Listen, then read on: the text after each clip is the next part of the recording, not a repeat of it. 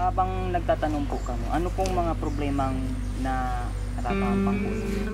Problema po namin sa aming pagsasaka ay ang daga, ang maya, minsan kulang sa abono at saka sa binhi.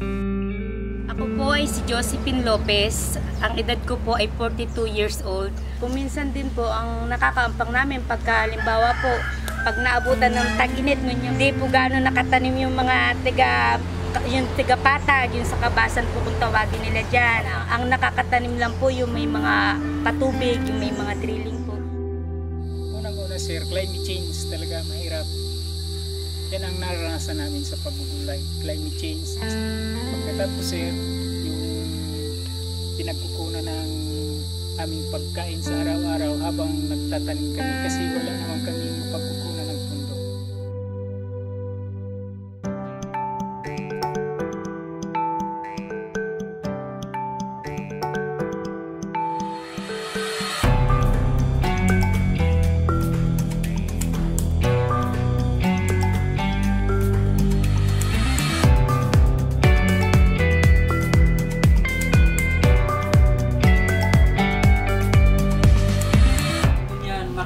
Naniwala na ang EDI makaabot din sa muya, tanganing matuwangan kami din kung ano talaga ang tunay na pinininig kung paano kayo matuwangan. Tanahin ko kay Puan talagang tuwang ang duwang barangay nini ana.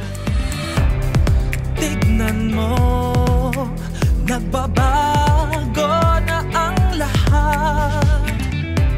Akala mo tayo ay di na umaangat. Minsan may paglipad, minsan may pagkasadlak, pagkat ang pag-unlad ay sadyang mayroong bundok at lambak.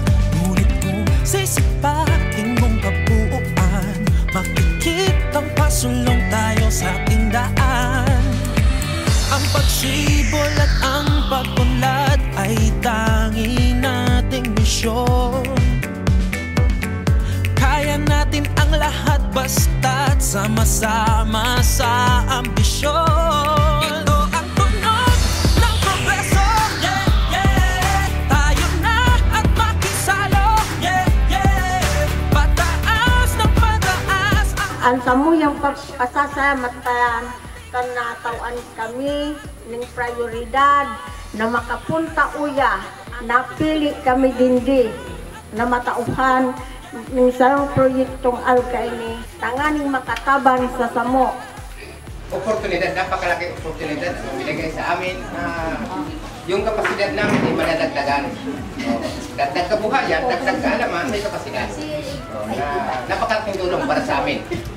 Mapanos na sa inyo, wala naman ko itong masasabi, kundi ang inyong tulong, makakasiguro naman kayo na amin din itutulong. Ang pagsibol at ang pag-unlad ay tanging nating misyon. Kaya natin ang lahat basta't sama-sama sa ambisyon.